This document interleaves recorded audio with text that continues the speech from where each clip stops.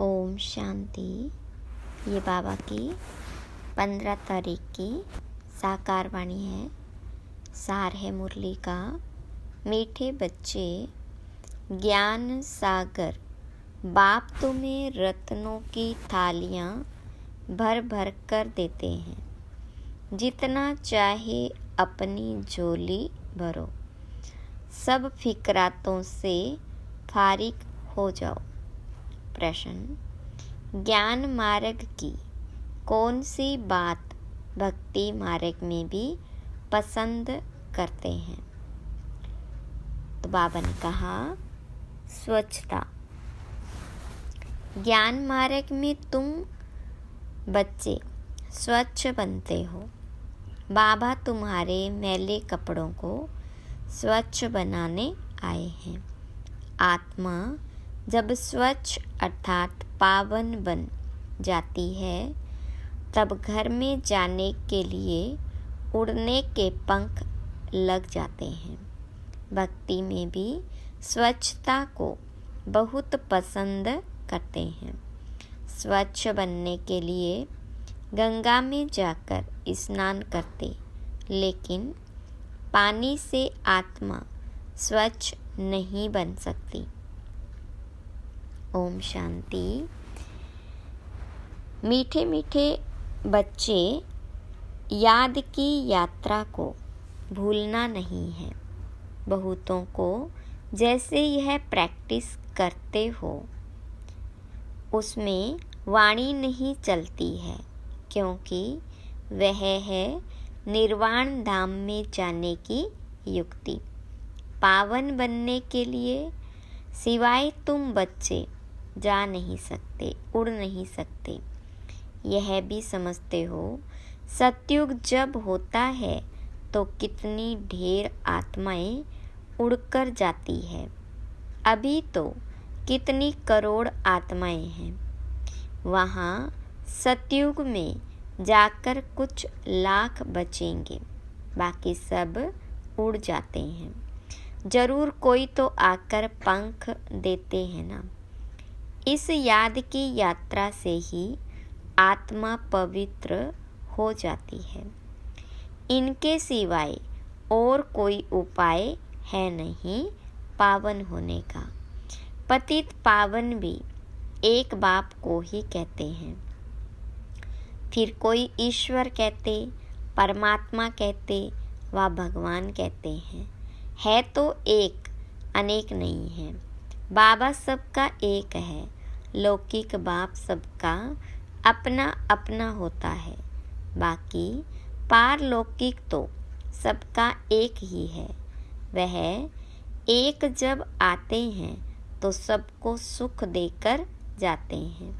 फिर सुख में उनको याद करने की दरकार नहीं। वह भी पास्ट हो गया ना। अब बाबा बैठ पास्ट, प्रेजेंट, फ्यूचर का राज समझाते हैं। झाड़ का पास्ट, प्रेजेंट, फ्यूचर बहुत इजी है। तुम जानते हो कि कैसे बीज से झाड़ होता है।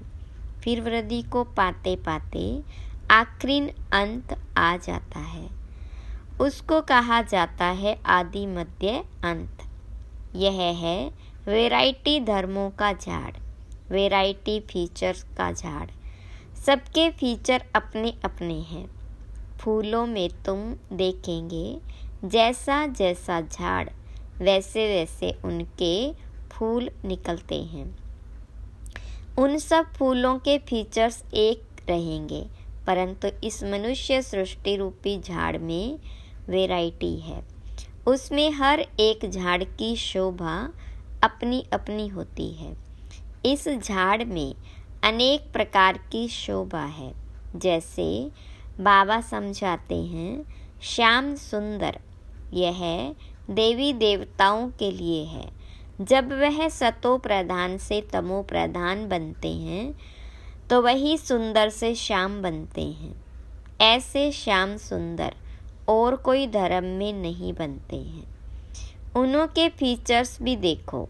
जापानियों के फीचर्स, यूरोपियंस के फीचर्स, चीनियों के फीचर्स देखो। इंडिया वालों के फीचर्स, बदली होते जाते हैं। उन्हों के लिए ही श्याम सुंदर का गायन है और कोई धर्म के लिए नहीं। यह मनुष्य सृष्टि का झाड़ है, वैरायटी धर्म है। वह सब नंबरवार कैसे आते हैं, यह नॉलेज तुम बच्चों को अभी मिलती है और कोई यह बात समझा न सके। यह कल्प है 5000 वर्ष का। इसको वृक्ष कहो या दुनिया कहो, आधा में है भक्ति, जिसको रावण राज्य कहा जाता है। 5 विकारों का राज्य चलता है। कामचेता पर चढ़कर पतित सांवरे बन जाते हैं। रावण संप्रदाय वालों की चलन और दैवी संप्रदाय वालों की चलन में रात दिन का फर्क है।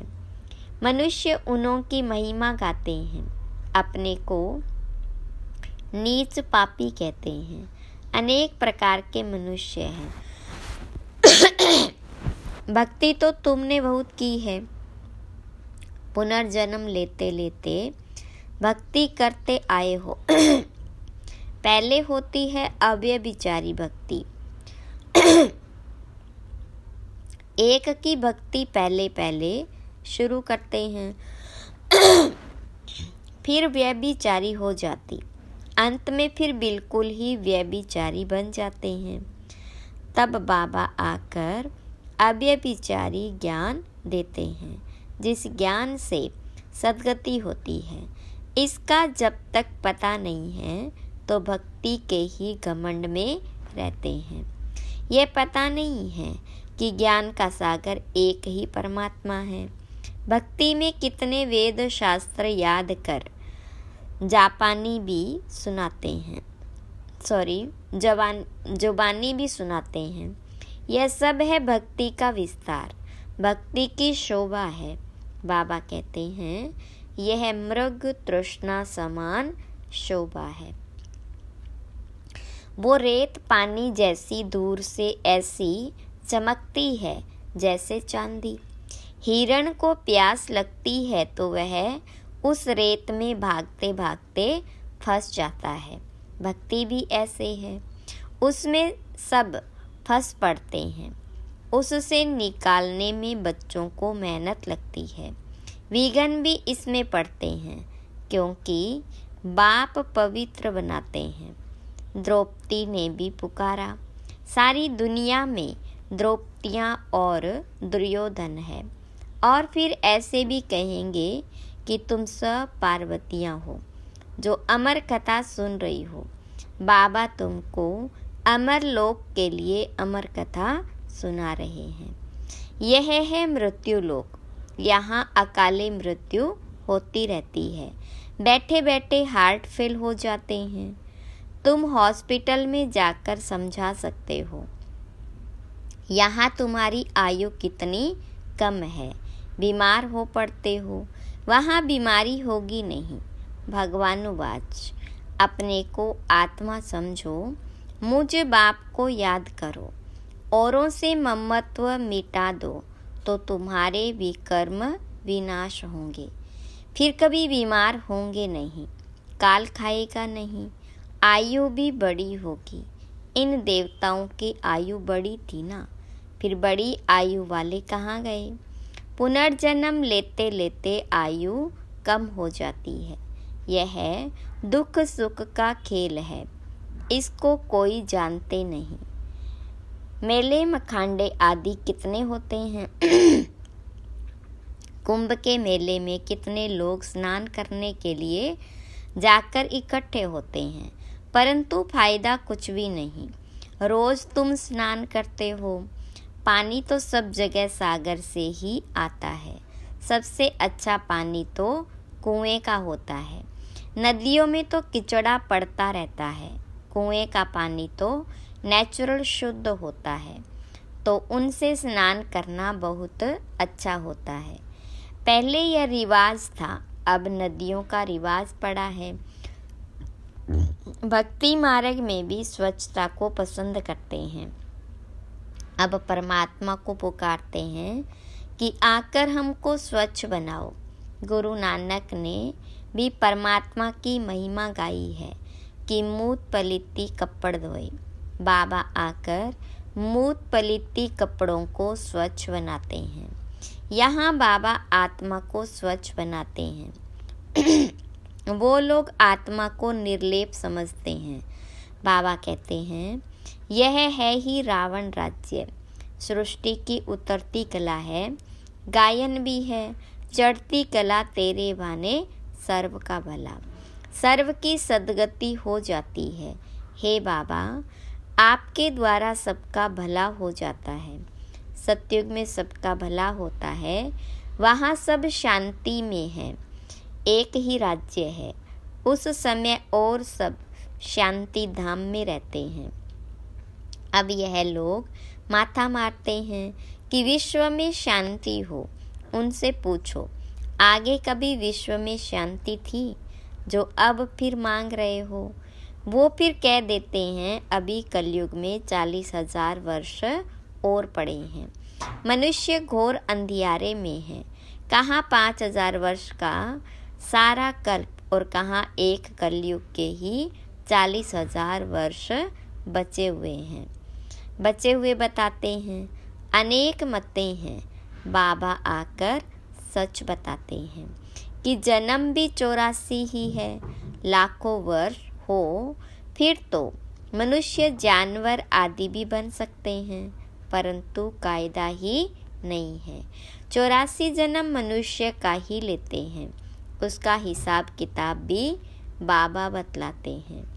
यह नॉलेज तुम बच्चों को धारण करनी है। ऋषि मुनि तो नेति नेति करके गए हैं, अर्थात हम नहीं जानते हैं तो नास्तिक ठहरे।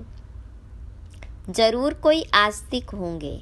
आस्तिक है देवताएं, नास्तिक है रावण राज्य में। ज्ञान से तुम आस्तिक बनते हो, फिर 21 जन्मों का वर्षा मिल जाता है, फिर ज्ञान की दरकार नहीं रहती। अब पुरुषोत्तम संगम युग है, जबकि हम उत्तम ते उत्तम पुरुष स्वर्ग के मालिक बन रहे हैं। इसमें जितना जो पढ़ेंगे उतना ऊंच पद पाएंगे। पढ़ेंगे लिखेंगे होंगे विश्व के मालिक, नहीं तो कम पद, परंतु वह राजाई है सुख की, यहाँ है दुख की। आस्तिक बने हैं तो सुख की राजाई करते हैं, फिर रावण आने से नास्तिक बनते हैं तो दुख होता है। भारत जब साल्वेंट था तो अथाह धन था। सोमनाथ का मंदिर कितना भारी बनाया हुआ है। मंदिर बनाने के लिए इतने पैसे थे तो खुद के पास कितने पैसे होंगे। यह इतने पैसे कहाँ से मिले? शास्त्रों में लिखा है, सागर ने थालियाँ भर भर कर दी।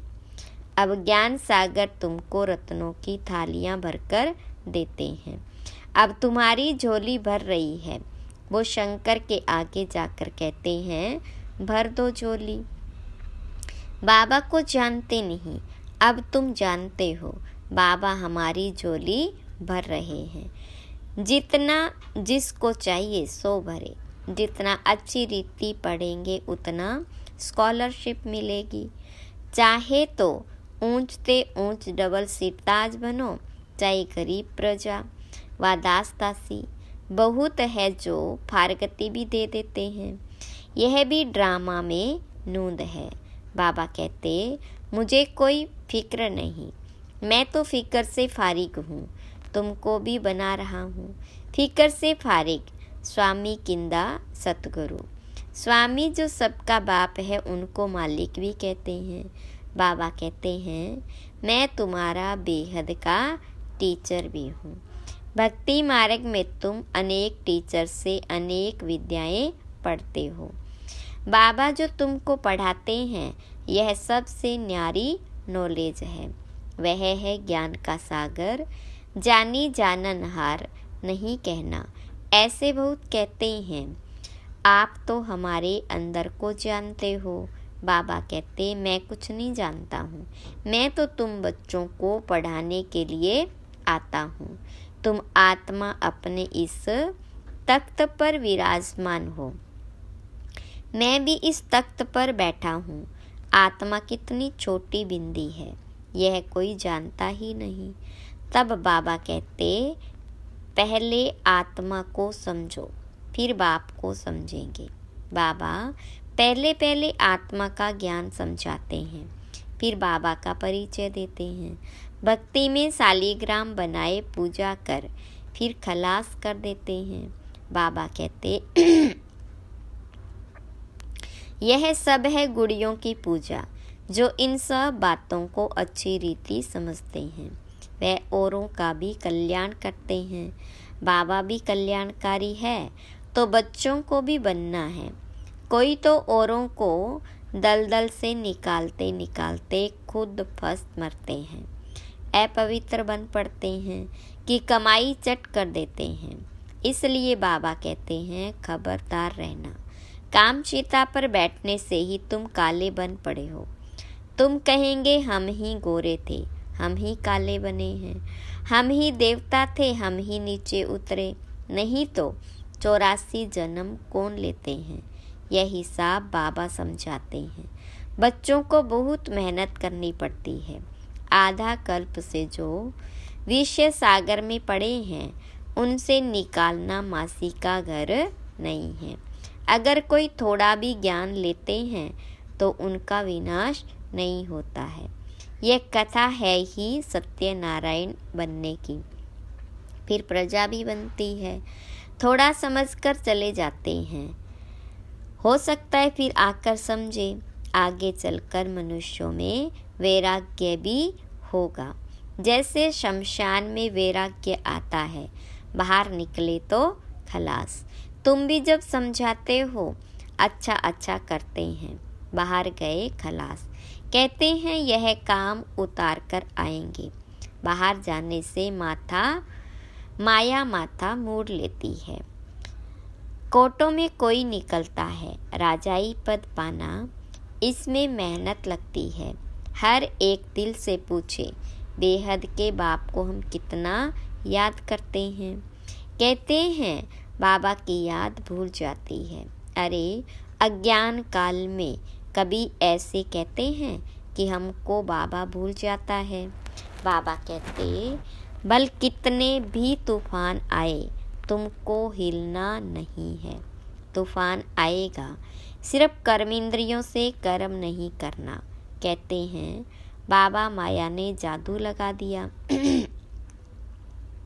बाबा कहते हैं मीठे मीठे बच्चे याद करो तो कट निकल जाएगी। आत्मा पर कट यानी जंग चढ़ती है, वह निकलेगी याद से। बाबा भी बिंदी है, सिवाय बाबा की याद के और कोई उपाय नहीं कट उतारने का। अच्छा, मीठे मीठे सिकिलदे बच्चों प्रति माता पिता बाप दादा का याद प्यार और गुड मॉर्निंग। रूहानी बाप की रूहानी बच्चों को नमस्ते। रूहानी बच्चों की रूहानी बाप दादा को याद प्यार, गुड मॉर्निंग और नमस्ते। धारणा के लिए मुख्य सार। पहली पॉइंट, कल्याणकारी बाबा के हम बच्चे हैं, इसलिए अपना और सर्व का कल्याण करना है। कोई ऐसा कर्म न हो जो कि कमाई खत्म हो जाए, इसमें खबरदार रहना है। दूसरी पॉइंट, पढ़ाई अच्छी तरह से पढ़कर ज्ञान रत्नों से अपनी झोली भरपूर करनी है। स्कॉलरशिप लेने का पुरुषार्थ करना है। बाप समान फिक्र से फारिग निश्चिंत रहना है। वरदान, महसूसता शक्ति द्वारा पुकारने स्वभाव संस्कार से न्यारा बनने वाले माया जीत भव। विस्तार है, इस पुरानी देह के स्वभाव और संस्कार बहुत कड़े हैं, जो मायाजीत बनने में बड़ा विघ्न रूप बनते हैं।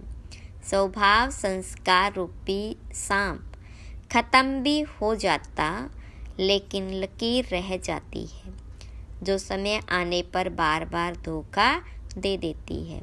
कई बार माया के इतना वशीभूत हो जाते जो रोंग को रोंग भी नहीं समझते, परवश हो जाते हैं। इसलिए चेक करो और महसूसता शक्ति द्वारा पुराने छिपे हुए स्वभाव संस्कार से न्यारे बनो, तब माया जीत बनेंगे। स्लोगन: मेरेपन के अनेक रिश्तों को समाप्त करना ही फरिश्ता बनना है। अच्छा, ओम शांति।